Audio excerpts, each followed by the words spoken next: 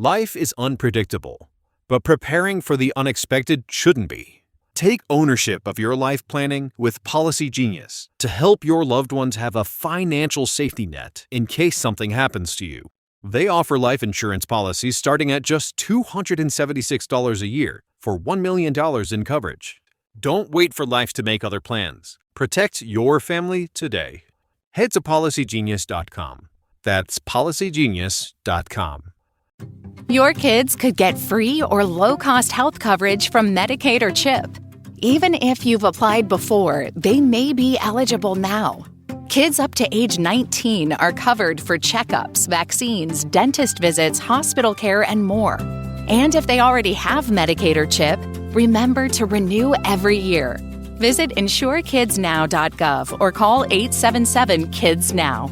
Paid for by the U.S. Department of Health and Human Services. Howdy, folks. Welcome back to our little farm. Today we're talking once again about our creepy little friends, the aliens. Or as the Defense Department prefers, non-human intelligence, or NHI for short. This is just one of many episodes on this topic. Today we're just going to talk about the basic stuff. Who are they? Where are they from?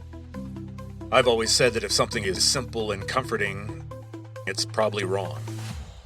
But if it's complicated and unsettling, then you're probably on the right track. All these questions have complicated answers, and all the answers have unsettling implications. So we're definitely on the right track. They say people like to believe in conspiracy theories because conspiracies reassure us that at least someone is in charge, even if that somebody is evil. But it seems that the deep state still doesn't know for sure where the NHI come from, or what they really want. So the scariest part of this mystery is not what us ordinary citizens don't know. It's what the government still doesn't know. It's the secrets that the NHI are keeping for themselves. Well, this is a huge topic, so we'll have to save a lot of information for other episodes. Today my goal is just to lay out some of the basics of what ufology is on about.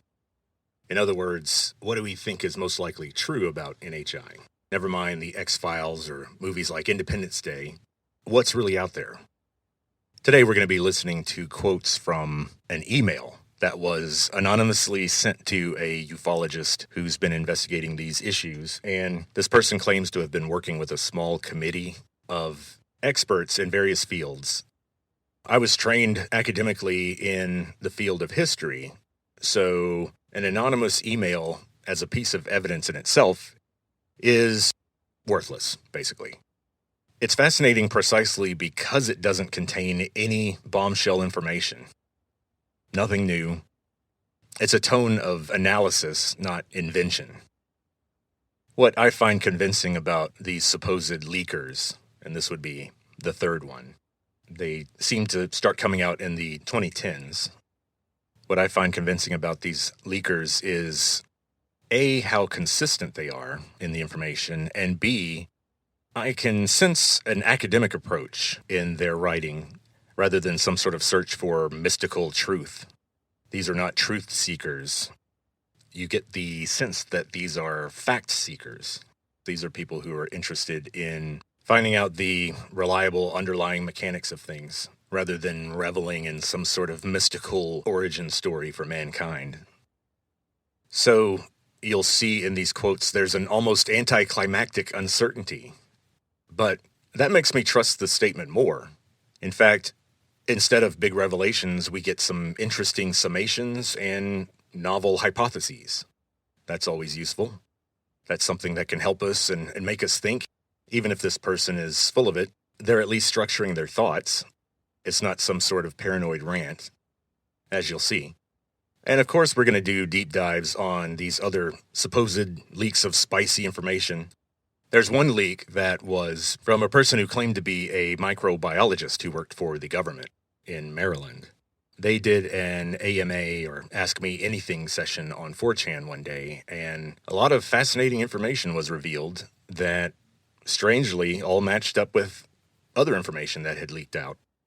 This person started to be called the microbiologist bro on 4chan. But later there was a rumor that someone had found a microbiologist that worked at Fort Detrick in Maryland, and they had died from some sort of liver cancer. If that is the case, then this person will have to be remembered as the biologist cis, since it was a woman, not a bro. The other big 4chan leaker was termed the crash retrieval bro, because he claimed to work in a crash retrieval program, and unlike the microbiologist, he had not had any contact or samples related to biologics, but he had a lot to say about their technology. You better believe I screen capped all this, and transcripts of these exchanges are all over the internet. You can still find links to them all over Reddit. But of course, we'll be quoting those and talking through them in upcoming episodes. I was a poster on 4chan back in the early 2000s. I think throughout the 2010s, 4chan converted into something that I found a little bit ugly. And I think I was getting older and didn't have much in common with the people on there. However, through my connections with ufology in various places on the internet, I couldn't help but see the screen caps and transcripts of the exchanges with these supposed 4chan leakers. So this leaker very specifically talks about the year 2027 and the supposed inevitability of disclosure. For some reason, people in the intelligence communities have been saying for decades now that some event will occur in 2027 that will make disclosure inevitable. In other words, they believe in 2027 some sort of event, some sort of cosmic event, astronomical event, atmospheric event, geologic event, solar event. Something is going to happen that will force the program to admit some of the things that it knows and some of the things it's been doing for the last few decades. This is different from predictions about nuclear war or climate change disasters. This appears to be some sort of revelation event. No asteroid destroying the Earth. And then if it's some revelation about a scientifically rigorous discovery of extraterrestrial life, then we've already had that. A paper was already published this year about a very reliable biosignature being found in the atmosphere of an exoplanet. And this was detected by the James Webb Telescope. It was detected years ago, but apparently alternate teams were brought in to double-check the conclusions, since this is going to be a make-or-break paper for somebody's career. But the public generally doesn't care. I have a podcast like this, and I'm talking about people leaking information online and government rumors and whatnot about extraterrestrials. But here we have large groups of people from various major universities, trained biochemists and astrophysicists and astronomers, and they've developed this paper saying, hey guys, based on our current science, there's very little doubt that there is some sort of extraterrestrial life on, this particular exoplanet. It got a brief story on, CNN, but that was about it. So I'm not sure what will really happen in 2027. Some of the people who know about 2027 have been moving to Idaho or, building bunkers, but most of them aren't. Most of them are writing books and lobbying Congress and that sort of thing.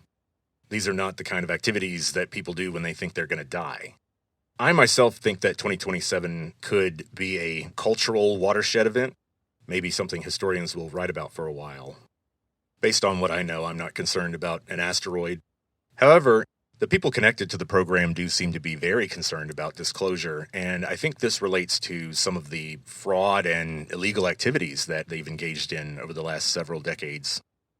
I think they're more afraid of public retribution and outrage and the political fallout than any sort of existential crisis of mankind's spirit in the face of realizing that it's not the apex predator it thought it was. Because, in my mind, the day after disclosure, the day after everybody, or most people, accepts and understands that we have had some sort of contact with NHI and they are real and there is this exotic technology floating around out there, they're still going to have to go to work. They're still going to have to pay their bills. They still have kids to feed. They're going to still be figuring out ways to fill up their gas tank every week. However, life will change dramatically for people in politics or people who are connected to national defense. As far as I know, the NHI are not preparing to destroy the Earth, but they're not waiting to release a cure for cancer either. So in the clips from this email, we'll start to see that the deep state is prepared to admit that there is non-human intelligence. They're even prepared to admit their interaction with it. However, our leaker makes it very clear that they are not about to release anything about secret, lucrative, non-human technologies. So, sorry folks, no blueprints for anti-gravity engines have leaked out online. That information is definitely the most important asset to the intelligence community and the deep state. That and perhaps what they know about consciousness and remote viewing. That's a kind of weird ancient meditation type of technology, but they're keeping that secret because it can be used for espionage. And it has been used in espionage. There may be this great news story, one of the best untold news stories of all time, and it would be the success story of how in the late 20th century, the CIA trained remote viewers to psychically detect all of the alien bases on Earth. And of course, the idea is that with the NHI's giant brains and enormous consciousnesses, they are easier to detect than people. Even with our weak psionic abilities, we can take advantage of their big brains to track them down. That's just a rumor. And speaking of secrets and rumors, let's hear the first clips from our leaker. The NHI are here to stay, and a secret this large can only be kept for so long.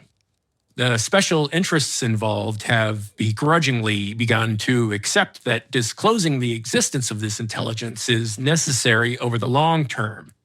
But the one thing they refuse to do is relinquish their monopoly over exotic technology. So according to this person, they were part of a committee that the program formed in 2017 to prepare a document that would be ready to release to the public after disclosure occurs in 2027. So they definitely seem to think disclosure will be necessary or unavoidable. What information do they have? What's in this document? What do they know about their alien friends and conspirators that they are going to have to begrudgingly tell us? Some of the reasons for the deep state's secrecy on this subject is easy to understand once you find out that they really don't have a whole lot of useful information. They have spent an enormous amount of money. Some people who have had access to the information say that there are trillions of dollars missing. There are people in Congress who claim that trillions of dollars have been siphoned off illegally from the federal budget by the Defense Department and the intelligence community.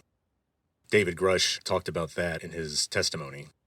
He's just one of many, many people who claim that. I think intuitively we all understand that if the NHI are real, that is a huge news story that will complicate planning for mankind's future. Even though, like I said, I don't suspect we're going to be getting any new technology or help in our everyday lives. But I think if we focus on that intuition that this is a big, complex story, it becomes obvious that this is not an issue that a paranoid paramilitary intelligence community could tackle properly. Compartmentalization is necessary for information security, but it kills scientific collaboration.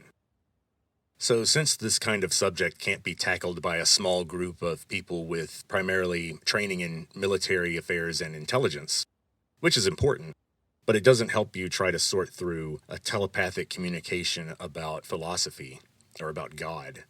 So a lot of the information that the deep state has collected about NHI is bizarre, inconclusive, and just hard to believe.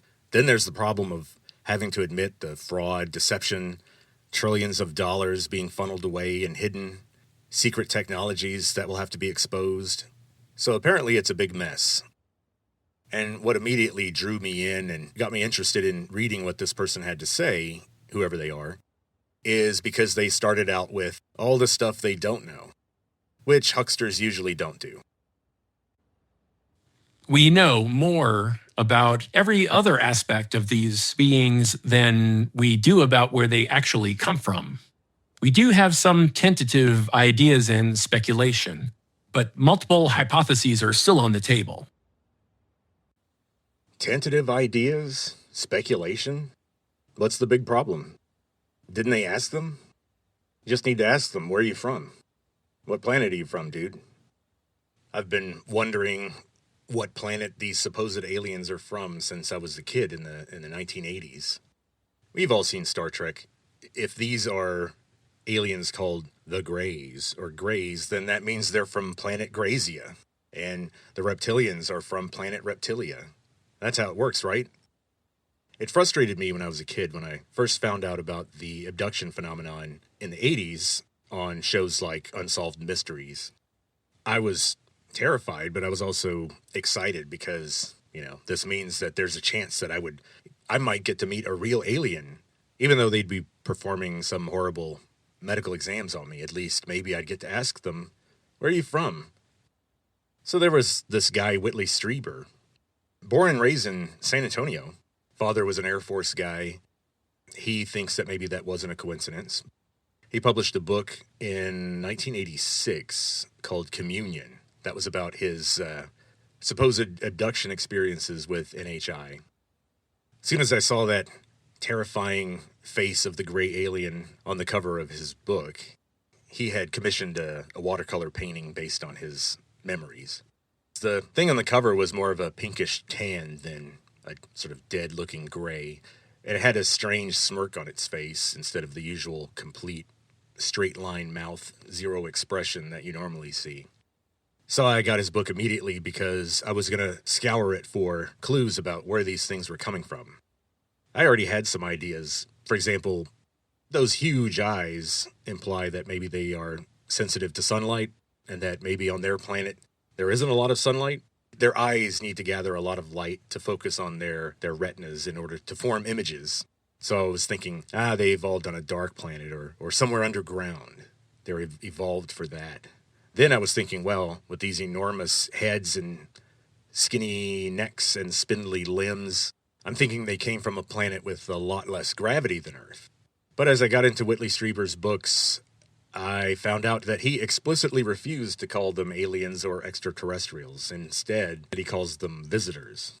He said he did this because he always had a strong intuition that they were not really aliens in the Star Trek sense, but instead they had some sort of intimate connection to humans, an old and intimate connection, a connection that has persisted for thousands of years, if not longer. So Whitley Strieber disappointed me. I had heard other rumors, but no conclusive answer ever since then. And of course, this leaker that we're talking about today didn't disappoint in the sense that they did disappoint, like all the others. This was a person who was granted permission to review all of the transcripts of the supposed interactions people have had with non-human intelligence over the years. And these are people like Air Force officers, KGB agents, or just citizens who were interrogated later. There apparently were several long-term interviews conducted over days or weeks between NHI that had been captured from crashes or landings or shoot-downs of UFOs. These occurred supposedly in the 1950s and 1960s. As of right now, I don't have any reason to think that the deep state has captive NHI. However, there was some sort of agreement that was worked out between NHI and humans. If you look up Eisenhower's speech in, I believe it was 1960, shortly before he had to hand over the reins to that young upstart John F. Kennedy, he did a speech about the dangers of the growing military-industrial complex. A lot of people in ufology think that speech was expressing some of his concerns about having to bury these huge programs, incredibly important, expensive programs looking into anti-gravity technology and ways to defend against powerful NHI. And all of this had to be utterly kept out of the sight of the public and from Congress. So from about 1957 to 1960, Eisenhower and supposedly these group of unelected people that made these decisions, called the Majestic 12, they systematically cut all the connections between the normal government and the program in order to keep these secrets. There were entire new aerospace corporations that were formed that were, if you dig down into the reality, they are actually entities of the intelligence community, or you might say the deep state. So these beings were recovered from these crashes or landings or shoot-downs, and they were interviewed. Now, how did these interviews take place? One of the first things you'll learn in ufology literature is that NHI don't speak. They don't have teeth or tongues. They can't chew or form complex sounds. So they communicate entirely through what we would call telepathy. So if the government brought these aliens down into some basement somewhere and started asking them telepathically where they're from, you would expect these exchanges to be straightforward and consistent. So this person apparently read these transcripts of these interviews, so surely this person got a clear answer about where they're from. Unfortunately, according to this leaker, the answer is the most disturbing one possible, maybe. Let's listen. In the interviews I've read, the interview subjects are vague, absurd, contradictory, or evasive when asked about their origins.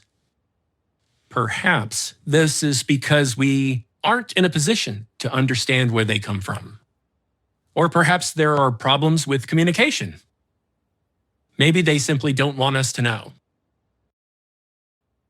So this agrees with my belief that we're not living in a scenario where our president knows that we're being exploited by a race of aliens from planet Nibiru or something unsettling like that. I'm becoming more and more convinced that no human being, no abducted Brazilian farmer, no deep state operative, none of these people know exactly where all these things are coming from for sure. There's always some doubt or duplicity, either an issue where I feel like we may not be able to trust the NHI in that particular context, especially if they're being dragged from wreckage and being held against their will while they're slowly getting sicker and sicker. I don't know that that is the best context for good faith communication. The other problem is what I call the woo factor. I didn't invent this term. The woo factor is what we call it when ufology goes off the rails and becomes something bizarre and surreal or even religious rather than something that you might see on Star Trek. Ufologists generally want things to fit human science. They want a Star Trek scenario, in other words. One good example is the telepathy thing. Here we have interviews where Air Force officers are sitting down at a table with an alien being tied to a chair to keep them from collapsing. And the Air Force officer is supposedly communicating in utter silence through telepathy, and they're writing down on a notepad the thoughts that are popping into their head. Now, it's not hard to imagine that this person might become confused or overwhelmed. It's not hard to imagine that the information being received wasn't complete or given in good faith. There is just a huge amount of reasonable doubt as to what we can trust in these interviews. However, it's reasonable to think that these interviews were conducted. Now, believing that the information is useful or that the translation, for lack of a better word, of these NHI thoughts into human thoughts was accurate. What's strange is that when I started to encounter the woo factor in even the government documents, that made it a little more convincing because in amateur ufology, where people collect accounts of ordinary citizens or when historians comb through old legends and accounts to try to find patterns or parallels. And that brings us to an older French man named Jacques Vallée, Jacques with an acute accent mark, and then, of course, since it's French, a final E that you don't actually pronounce. Jacques Vallée is one of the elder statesmen of the ufology community. He and Dr. J. Allen Hynek were among the first ufologists. Hynek was compromised through his connection with the Air Force and Project Blue Book, though. Now, Jacques Vallée wrote a book in 1969 called Passport to Magonia. It was one of the most formative books in ufology, and in this book, he argues that the idea that NHI are just aliens from another planet was too simple based on all the information we have. And it didn't explain a lot of what we could see in this phenomenon. In other words, Jacques Vallée stood up and said, look, if we want to be ologists of something, in other words, if we want to treat this like a science, then we have to collect a body of evidence that we feel that we can trust, that we can justify, and then we have to find hypotheses that explain that pile of evidence. And he was saying that the Star Trek methodology of just finding planet Grazia wasn't going to cut it. Here's old man Vallée being complicated. Let's listen.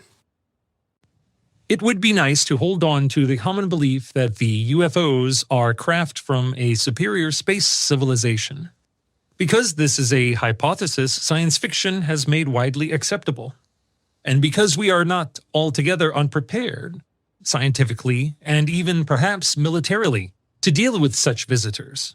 Unfortunately, however, the theory that flying saucers are material objects from outer space, manned by a race originating on some other planet, is not a complete answer. So let's be clear. Nobody is saying that they're definitely not from another planet. There is too much mention of certain planets, certain star systems like the Pleiades or some planet in the Zeta Reticuli system. So what's the big problem? What's the confusion? Well, if they aren't from another planet, then who the heck are they? I mean, they're clearly not us, right? With all the supersonic space orbs and the giant black eyes. I mean, sure, they may have visited Earth in the distant past, but we just need to figure out where they're from. Well, scientists in the program knew ever since the 1950s that the Greys had similar biochemistry to us. In fact, they were aware that the Greys have to ingest this brown liquid that they obtained samples of, and this stuff contains a lot of iron, copper, sugar, electrolytes, and protein. It was something that we were not able to synthesize, at least not enough to keep them alive, according to people that were involved in this. But that was about all they knew until the 1990s when DNA technology came around. And apparently, according to the microbiology bro, or microbiologist sis, the program had some of its biological remains analyzed by scientists who could look for DNA or other genetic material, basically see what these things were made of for real with 21st century technology. And it was a bombshell. A shockwave echoed through the dark corridors of the program in the mid-2000s when they found out that these aliens, although they have very different structured chromosomes, their chromosomes are circular, and with very little duplication or what we call junk DNA. But that's a problem. What are the odds that something would evolve on another planet 30 light years away, but would have DNA so similar to ours that you could insert one of our genes into one of their little circular chromosomes and it would express normally? Okay, let's hear the leaker summarize what they found out in the 2000s. There is good evidence that life on Earth and these beings share a common ancestor. Life on Earth and the ETs share the same kind of biochemistry. They are made of cells, use DNA, proteins, etc. They can be studied and understood with the same principles that we use to study life on Earth. So people in ufology like Jacques Vallée had long been doubting the simple alien explanation based on the content of the experiences that people had with NHI. The NHI seem to know more about Earth than we do. They seem to have been around here longer than we have been. If something evolved on another planet 30 light years away, and you find out that they use sugar to store energy, the laws of physics operate the same way 30 light years away as they do right here. So the idea that their physical structures would be made out of proteins, that's not surprising. The odds that they would be the exact same proteins are incredibly low. Then also we would expect them to use some sort of genetic code, a self-replicating molecule similar to RNA or DNA, but not exactly like it, not with the same base pairs. So as we'll see, the leaker says that the program started to strongly consider other options after this information came out. This has fed into speculation about their origins. The most conservative hypothesis is that they share our biochemistry because they also originate from Earth. But there are other theories. Perhaps life everywhere in the universe shares the same biochemistry. Right now, there are 4 different theories as to what the NHI are and where they come from. And of course, each one of these theories has strong implications about why they're here and why they're so interested in us for whatever reason. Another complication to mention here is that there's more than one kind of NHI on Earth. It may be the case that one faction follows one hypothesis while other factions have different origins.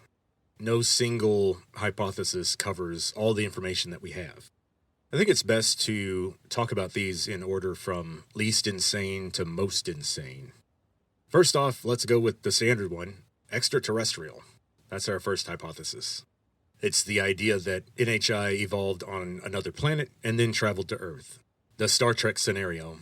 Now, even in the 50s, we knew we had gotten off to a weird start with the Star Trek scenario because Captain Spock didn't go around randomly kidnapping members of the crew of the Enterprise and taking semen samples from them. The Klingons didn't go around randomly kidnapping women and taking samples of their ova so they can make hybrids of the woman back on their ship. No one would watch that show. Way too creepy. Spock was shown to have some telepathic abilities, but still, we didn't see him implanting distressing images in Kirk's mind against his will. He just talked to Kirk in plain English. But no such luck for us and our creepy little friends. Like I said, the Greys are often associated with the Zeta Reticuli star system, which is very close by. It's in our galactic backyard. One document that leaked supposedly had an account of some humans being taken back to the planet of the Greys in the Zeta Reticuli system. And the planet was called Planet Serpo, S-E-R-P-O. Some of the humans apparently died on the trip over. So we talked about the Greys. Another very important faction are a group that the Air Force called the Tall Whites, or the Nordics. Don't look at me. It's an Air Force term. The Tall Whites, or Nordics, are much more like us, more biological than the Greys, as we'll see. But there appear to be fewer of them, and they were not the beings that crashed at Roswell. As far as I know, none of the Air Force captive interviews occurred with Tall Whites. The interviews we're going to talk about occurred with the Greys. There appears to be a lot of overlap between the beliefs and attitudes of these factions, but there are some differences. Just know that there's a group called the Tall Whites, or the Nordics, and they are associated, by the way, with the Pleiades star cluster, which is about 450 light years away. So here we have a bizarre situation where supposedly the beings that are more like us are from much farther away. Even if all the life that we're looking at, whether it's us or the Tall Whites or the Greys, maybe we're all descended from life forms that were deliberately planted around this part of the galaxy by some elder civilization that has moved on to some higher plane long ago. If that's the case, then it's strange that proximity doesn't seem to correlate with similarity. The second hypothesis is what we call the crypto-terrestrial hypothesis. In this view, the NHI are not extraterrestrial, they are crypto-terrestrial. Crypto is a Greek prefix that we've all heard in this day and age because it's used in terminology related to new kinds of money. And they call it cryptocurrency because it's based on an encryption system. In other words, a secret passcode. So the crypto-terrestrial hypothesis holds that the aliens have been here all along. They're Earthlings just like us. They've just lived in different places. They're a group of humans that either separated long ago or they're the descendants of beings or hybrids that were created long ago and were given special tasks. So it may be the case that we're encountering some bizarre offshoot of humankind that's been engineered by somebody to live here and do some sort of job with special technology that we don't have access to. Now that's strange. The idea here is that the NHI live underground, in particular under mountains. You can get online and find videos of orbs and tic tacs flying into mountains and out of mountains. And which mountains, you might ask? Well, Mount Hayes, the Pyrenees, and the Andes. There's also under the oceans. There's a base off the Pacific coast of California. Supposedly there's a base in the Bermuda Triangle. There's a base under the ice in Antarctica, of course. There's a base under the Indian Ocean. One idea is that the Diego Garcia base that the United States has there is actually just a zone to keep other humans away from that base. By the way, the Malaysian airliner MH370 that disappeared may have been headed that way. We'll talk about that airliner in another episode. If we believe the crypto-terrestrial hypothesis, then part of this came from the CIA, actually. As I mentioned before, the CIA, through MK-Ultra, developed methods of using this consciousness technology to find the alien bases on Earth. The third hypothesis is the paraterrestrial hypothesis, and sometimes it's also called the interdimensional hypothesis.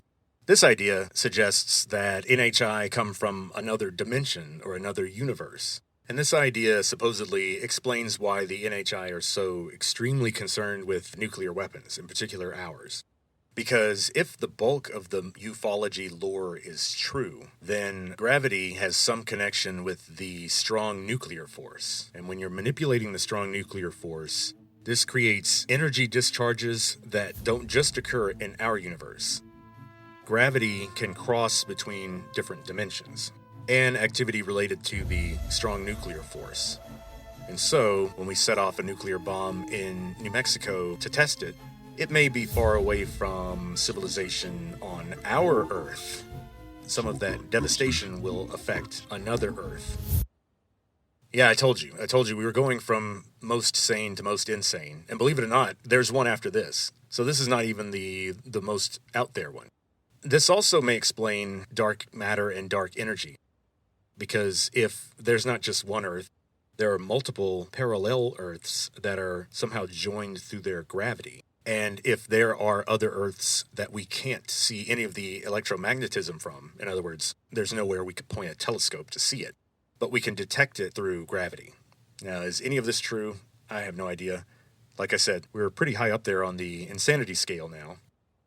All the excess gravity that we are explaining with dark matter and dark energy may be the influence of parallel universes that are right next to us, and so we can detect their gravity, but we can't see them, because electromagnetic radiation, like light, does not cross from one dimension to another. Now, the reason why a parallel Earth might form along with Earth has to do with the way planets form in the first place. Early stars are surrounded by dust. And computer models show that just due to the basic laws of gravity, this cloud of dust will sort out into heavier material closer to the star and more gaseous material farther away. And as this mostly iron and nickel dust coalesces around a nucleus of dust that had slightly more gravity than other bits passing by, after millions of years of tugging, this ball of iron gets massive enough to form a spherical shape and become very hot on the inside due to the gravity causing all the pressure in the core. And we eventually call those planets when they reach a certain size. And notice that everything in space is either a ball or a disk, or somewhere in between. And everything is spinning on its own axis and then revolving around something else. And that's a result of basic laws of physics at work. It looks like the James Webb Telescope has recently discovered that the entire universe might be spinning. And this adds weight to the suggestion that maybe the Big Bang was just the formation of a black hole that we're inside of. In other words, if you watch a black hole form from the outside, all of a sudden everything collapses and disappears into this infinite blackness that everything starts being drawn toward.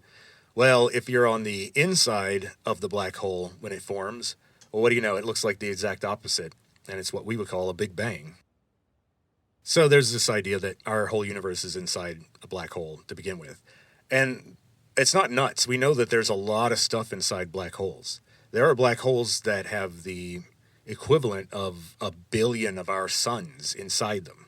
That's how much mass is inside them. So the idea that an entire universe can fit inside a black hole is completely sensible. But let's go back and consider that coalescing ball of iron real quick. That iron dust is gathering around a point of higher gravity. Now, if gravity can leak into parallel universes, you'll have alternate versions of the same planet that will form in alternate universes. Because any point of gravity that attracts dust to coalesce in our universe will contribute to the gravity in a point of space in another universe. So this means that all over the universe you have planets forming that also have alternate versions of them. And so eventually one of the civilizations on these planets will develop technology that will let them reach out to the other dimensions. And that's why we've seen all the strange things that we have. We will definitely continue with this email in the next episode in this series. But for now, let's end where we started. Who are they? Where are they from? In other words, which NHI origin hypothesis is true? Are they extraterrestrial, crypto-terrestrial, paraterrestrial, or ultra-terrestrial? In other words, do they come from another planet? Are they hidden on our planet? Are they from another dimension? Or are they from the future? I'm going to be annoying and cheat a little bit here and suggest that maybe the truth is a blend of all four. There seems to have been some kind of panspermia going on in the very distant past, and I'm sure most of you are familiar, but panspermia is the idea that life as we know it evolved somewhere else in the universe, and then either through natural random distributions of meteorites or interstellar debris, or what I think is more likely is an intelligently directed dissemination of primitive life to suitable planets all over the universe. So, we might be aliens ourselves, in the sense that life on Earth was seeded here from somewhere else 4 billion years ago. So what do we make of these weird indications that there is some kind of alternate hidden civilization that exists under ours? We should bear in mind that this wouldn't be necessarily a big civilization. These underground bases may, in total, add up to only a few hundred individuals on the whole planet. This alternate civilization could be very small and still very powerful, given the technology that they supposedly have. It's clear that whoever they are, they've been here for a long time, and they seem to periodically and secretively interact with humans in different kinds of ways. So did these creepy neighbors tinker with us, genetically or culturally, along the way, while they were watching us develop? I think there's some evidence of that. Later on, we'll talk about that evidence. They're called HARs. There are HARs in our genome. And HAR is just an acronym based on the initialism HAR, which stands for Human Accelerated Region. It's a part of our genome that appears to have changed more quickly than we can explain. So, how hybridized are we? Are we part them? Are they part us? I think that the interdimensional complications and the time travel stuff might be an artifact of how they travel, not who they are or where they come from. If you have means of crossing hundreds of light years in decades or instantaneously, you're clearly going to be manipulating time and space in some kind of extreme way, and this might cause some confusion among limited linear minds like ours. Our brains have a hard time comprehending the distances and time spans involved in all this, so I can see how we might be confused trying to follow some sort of interdimensional travel map. If you immerse yourself in the stories of non-government people, the amateurs of the world who claim to have interacted with NHI, you'll find that the NHI are often cryptic, playful, contradictory, or just flat-out deceptive. And this was something that kept coming up in the UFO literature, and I took it as a sign that this was more or less bullshit. I mean, why would aliens be liars or tricksters? I was expecting some kind of Vulcan-like culture that was logical and serious and literal and all that stuff. But instead, I get people like Whitley Strieber writing about hearing voices encouraging him to stop eating chocolate bars or ice cream. Or we get stories from Brazilian farmers who claim to have been drugged, brought into a disc, and seduced by a being that appeared to be half alien and half human, wearing a nightgown. Or then we get stories from housewives in the 1980s living on Long Island, recalling waking up in the middle of the night to strange alien hands reaching into her bed, groping her. So now that I see more than one government source talk about the same kind of weirdness, I'm starting to think that this is part of the reason why there's opposition to disclosure. And it's because there isn't a whole lot of concrete information, aside from apparently some technological discoveries. But in general, the government's knowledge and activities over the last 60 years appears to be mostly panicked trial and error that makes our military-industrial complex look a little bit ineffective. So this is a bizarre subject, and it sometimes breaks my brain. It's the kind of information that challenges our deepest assumptions about things and can leave you wondering whether you've finally lost your mind. Maybe it doesn't have to be so upsetting or unsettling. I think we can learn to be flexible in our understanding. I think a lot of us have been forced to be more flexible than we thought we could be, cognitively. So we just covered some boring, ordinary stuff today in Volume 1.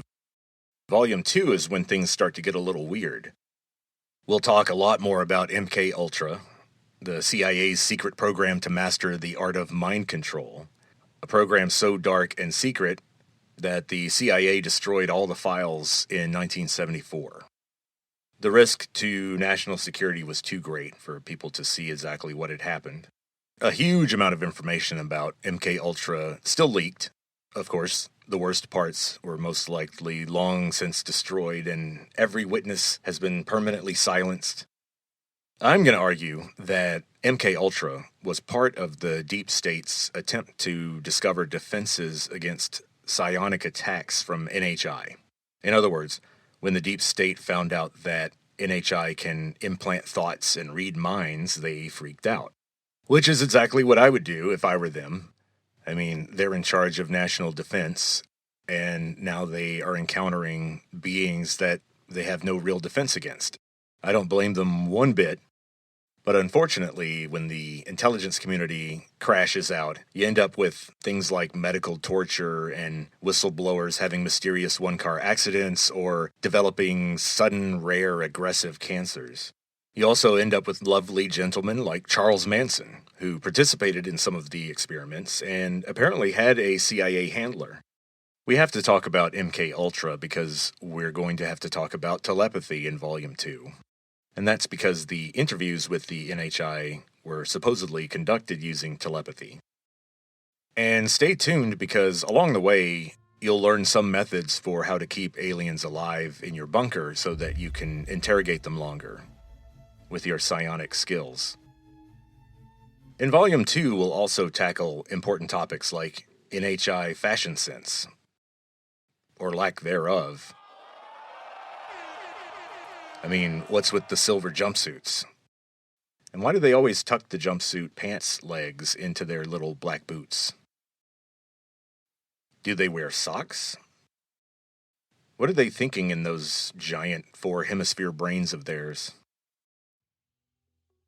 We'll also talk about what these government sources say about the NHI philosophy and society.